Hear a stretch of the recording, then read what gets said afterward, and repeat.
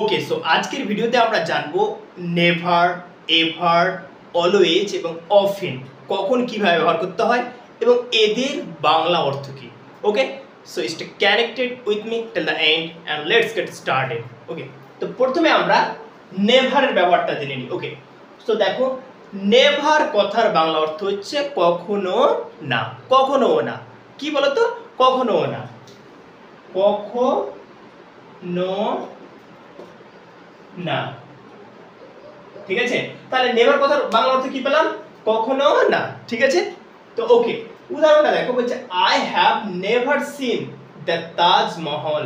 I have never seen the Taj Mahal, অর্থাৎ আমি কখনো তাজমহল দেখিনি। I have never seen the Taj Mahal, আমি কখনো তাজমহল দেখিনি। ঠিক আছে, তাহলে দেখতে পেলে I have never seen the Taj Mahal, অর্থাৎ আমি কখনো তাজমহল দেখিনি। তো নেভার কথার বাংলা অর্থ হচ্ছে কখনো, কখনো না। ঠিক আছে, I will never tell this. I will never tell this মানে আমি এটা কখনো বলবো না। I will never tell this, আমি এটা কখনো বলবো না। ঠিক আছে, তো নেভার কথার বাংলা অর্থ হলো কখনো না। ঠিক আছে, এবার চলে আসবো আমরা কি বলতো, এভার। এভার, এবার এভার মানে কি? দেখো, এভার কথার বাংলা অর্থ হচ্ছে মানে এটার বিপরীত। নেভার মানে কখনো না, আর এভার মানে কখনো। ঠিক আছে, এভার মানে কখনো, কখনো। এবার মানে কখনো বা চিরদিন, এরকম সেন্সটা হবে। এবার মানে কখনো বা চিরদিনই। ঠিক আছে, চিরদিন বা চিরদিনই এরকম করলে অসুবিধা নেই। ঠিক আছে, তাহলে বুঝতে পারলে যে নেভার হচ্ছে নেভার অপোজিট হচ্ছে এভার, রাইট? তো নেভার মানে কখনো না, আর এভার মানে কখনো বা চিরদিন। ঠিক আছে, বা চিরদিন কি বোঝে? দেখো, did I ever say this, আমি কি এটা কখনো, হ্যালো, আমি কি এটা কখনো বলেছি? Did I ever say this, আমি কি এটা কখনো বলেছি? দেখতে পেলে কখনো, ডিড আই এভার মানে আমি কি কখনো সে দিস বলেছি। This is one of the best movies ever. দেখো, this is one of the best movies ever, অর্থাৎ এটা হয় চিরদিনই একটা সবথেকে অন্যতম সিনেমা। এটা হয় চিরদিনই একটা সবথেকে অন্যতম সিনেমা। দেখো, তাহলে এভার মিন্স এখানে কি বললাম? চিরদিনই মানে সর্বদাই, যেটা আমরা বলি। ঠিক আছে, বুঝা গেল? তারপরে আরেকটা উদাহরণ কি বলছে দেখো, do you ever think of going to Paris? Do you ever think of going to Paris, তুমি কি কখনো প্যারিস যাওয়ার কথা ভেবেছো? তুমি কি কখনো প্যারিস যাওয়ার কথা ভাবো? ঠিক আছে, এরকম সেন্সটা আসবে, ভাবো বা ভেবেছো। ঠিক আছে, তুমি কি কখনো প্যারিস যাওয়ার কথা ভেবেছো? ঠিক আছে, তো দেখতে পেলে যে কখনো, তাহলে এবার মানে আমরা কি পেলাম? কখনো বা চিরদিন। আর নেভার মানে কখনো না। ক্লিয়ার? ওকে, তো এবার আমরা অলওয়েজ এবং অফেনের ব্যাপারটাকে জানবো। ক্লিয়ার? কিন্তু এবার পরের ওয়ার্ডটা চলে এলো অফেন। দেখো, ও এফ টি ই এন, এটা উচ্চারণ দুই রকম ভাবে হবে। তুমি বলতে পারো অফেন, অফেন, এছাড়াও তুমি বলতে পারো অফটেন, অফটেন। ওকে, তো এটা উচ্চারণ দুই রকম, তুমি এটাকে দুই রকম ভাবে কিন্তু উচ্চারণ করতে পারো। ক্লিয়ার? তাহলে অফেন বা অফটেন, ওকে, তোমাদের যেটা ইচ্ছে তোমরা উচ্চারণ করতে পারো। এর মানে কি? অফটেনের মানে কি? অফটেন কথার অর্থ হচ্ছে প্রায় বা বারবার বা ঘন ঘন, এরকম ধরনের বাংলা হবে। ঠিক আছে, প্রায়ই বা বারবার হতে পারে, তাছাড়া হতে পারে ঘন ঘন। ঠিক আছে, মানে এই যে কোনো এরকম বাংলাতে আসবে ওর মানেটা প্রায়, বারবার, ঘন ঘন, এরকম ধরনের বাংলাতে এই অফটেন বা অফেনের মানে হবে। ক্লিয়ার? দেখো, তো আমরা প্রথম উদাহরণটা দেখিনি, Sam often visits me in the evening. Sam often visits me in the evening, এখানে দেখো আমি অফটেনকে ইউজ করেছি। ঠিক আছে, তো বলছে স্যাম প্রায় সন্ধ্যাবেলায় আমার সঙ্গে দেখা করে। ঠিক আছে, স্যাম প্রায় সন্ধ্যাবেলায় আমার সঙ্গে দেখা করে। বুঝতে পারলে? এবার এই বাক্যটাকে এইভাবে আমরা বলতে পারি যে স্যাম বারবার সন্ধ্যাবেলায় আমার সঙ্গে দেখা করে, অথবা শ্যাম ঘন ঘনই সন্ধ্যাবেলায় আমার সঙ্গে দেখা করে। ঠিক আছে, এখানে ভিজিটস মানে দেখা করে, অ্যাকচুয়ালি দেখা করতে যাওয়া। তো দেখতে পেলে এটাকে তিন রকম ভাবে বলা যায়। তো অফটেন কথার বাংলা অর্থ হচ্ছে প্রায়ই, বারবার বা ঘন ঘন, দ্যাটস ইট। তো Shyam often visits me in the evening, অর্থাৎ সে প্রায় মানে সন্ধ্যাবেলায় আমার সঙ্গে দেখা করে। বুঝতে পারলে? তো অফটেন মানে কি আশা করি বুঝতে পারলে। পরের উদাহরণটা কি বুঝে দাও, I often go to the theatre, অর্থাৎ আমি প্রায় থিয়েটারে যাই, কিংবা আমি ঘন ঘন থিয়েটারে যাই, এরকম ব্যাপারটা। ঠিক আছে, I often go to the theatre, আমি প্রায় থিয়েটারে যাই, অথবা আমি বারবার মানে থিয়েটারে যাই। ঠিক আছে, এরকম ধরনের সেন্স বোঝাতে আমরা কি ব্যবহার করবো, অফটেনকে ব্যবহার করবো। আর অফটেনের উচ্চারণ দুই রকম, অফেন বা অফটেন। ক্লিয়ার?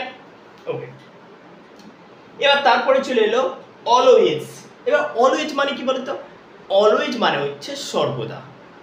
ঠিক আছে, বা সব সময়। অলওয়েজ মানে কি সর্বদা, এটা খুবই সহজ, এর ব্যবহার আমরা অনেকবার দেখেছি, রাইট?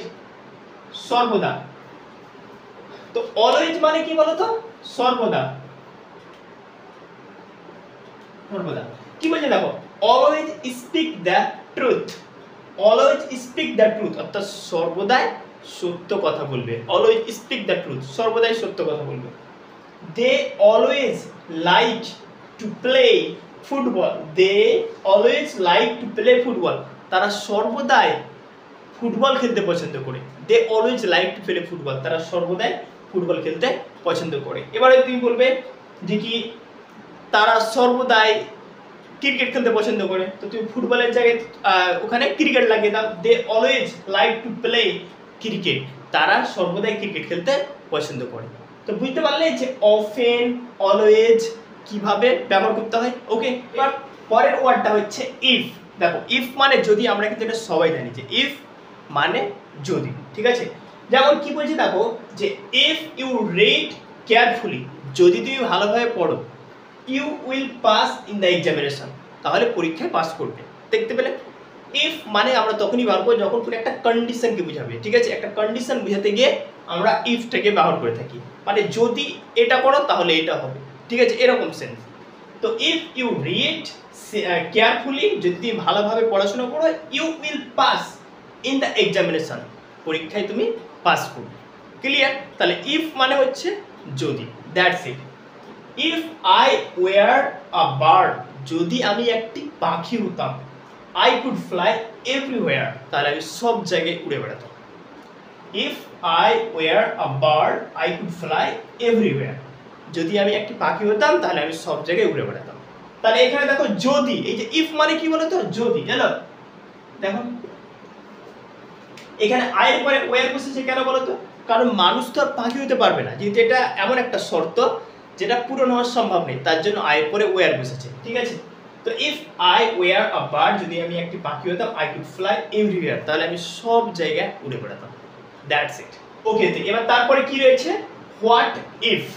ওকে, দেখো হোয়াট ইফ কথার অর্থ হচ্ছে যে যদি এরকম হয়ে যায় তো কি হবে, মানে হোয়াট ইফ বেসিক্যালি মিন্স কি হবে বা কি হতে পারে, ওটা সেন্টেন্সের উপরে ডিপেন্ড করে এরকম একটা প্রশ্ন, একটা সাসপেনশন ক্রিয়েট হয়ে থেকে যায়। বুঝতে পারলে?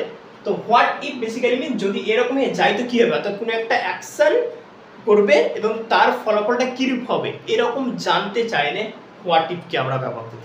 আর উদাহরণগুলো দেখবো, তাহলে কিন্তু ভালো বুঝতে পারবো।